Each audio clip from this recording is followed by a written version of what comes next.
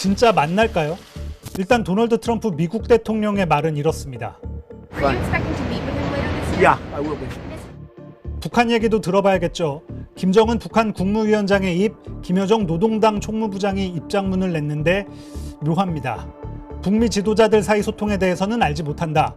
아마 내가 모르는 유일한 사안일 거다. 그러면서 두 지도자들의 관계는 생각한 것처럼 훌륭하다고 했습니다. 여지가 많습니다. 의도적이겠죠. 하나씩 뜯어보겠습니다. 먼저 북미 정상회담에 대한 트럼프의 의지는 강합니다. 우선 11월 3일 중간선거가 70여일밖에 남지 않았습니다. 미국 분위기는 여당인 공화당이 이기기 쉽지 않다. 특히 하원 선거에서는 민주당의 다수당을 빼앗길 거다라는 전망이 우세합니다. 중간선거에서 지면요. 트럼프는 남은 2년 동안 국정을 마음대로 운영하기가 사실상 어려워집니다. 당연히 싫겠죠. 그런데 이란 전쟁에 발목이 잡혀 있습니다. 돈은 돈대로 썼고 승리도 못 거뒀고 핵폐기 얘기는 꺼내보지도 못하고 여기에 호르무즈 해협까지 막히면서 국제적으로 원성이 자자합니다. 기름값도 뛰었습니다. 이번 달 기준 미국 전국 평균 휘발유 가격이 갤런당 4.08에서 4.1달러 정도 됩니다. 이란전 발발 직전에는 평균 2.98달러였습니다. 거의 40% 가까이 오른 겁니다. 차가 없이는 아무데도 못 가는 미국에서는 이 휘발유 가격이 경제 상황을 체감하는 가장 직관적인 지표가 됩니다.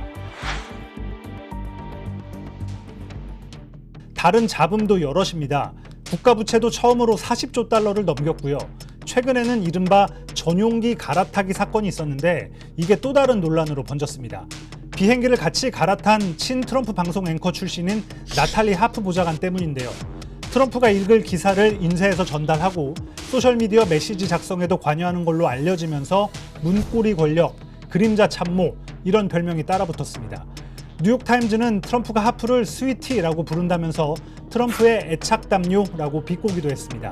최근엔 하프가 캐롤라인 레빗 대변인의 사퇴에도 영향력을 행사했다는 얘기까지 나왔습니다.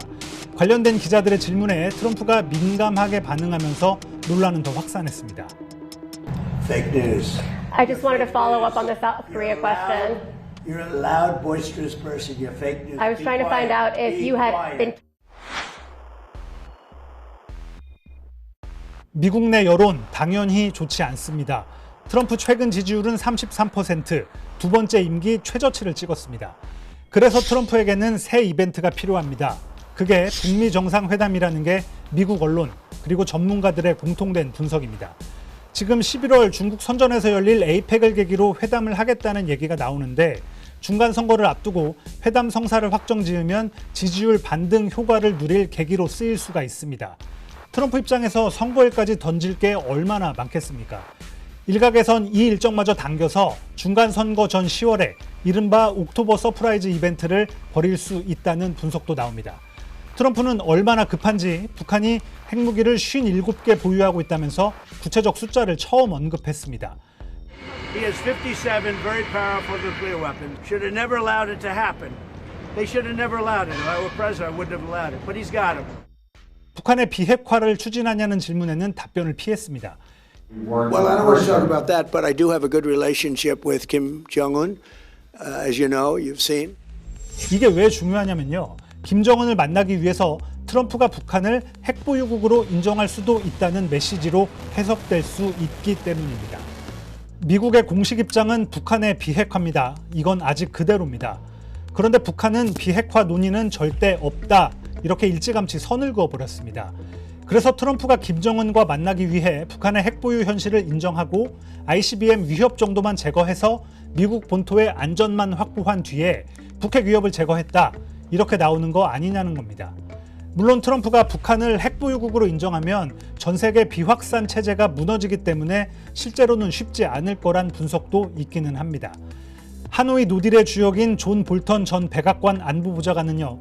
트럼프의 도움으로 북한의 위협이 커지고 있다.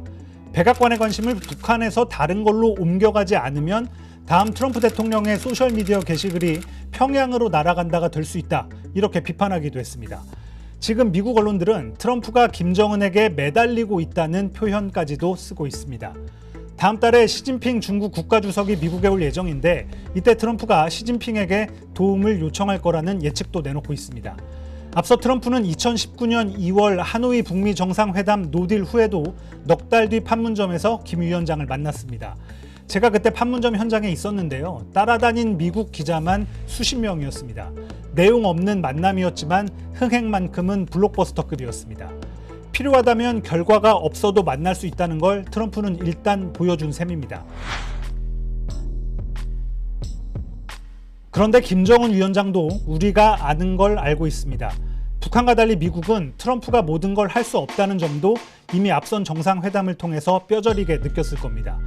무엇보다 중요한 건 2026년에 북한이 1차, 2차 북미 정상회담이 열렸던 2018년, 2019년과는 많이 다르다는 데 있습니다.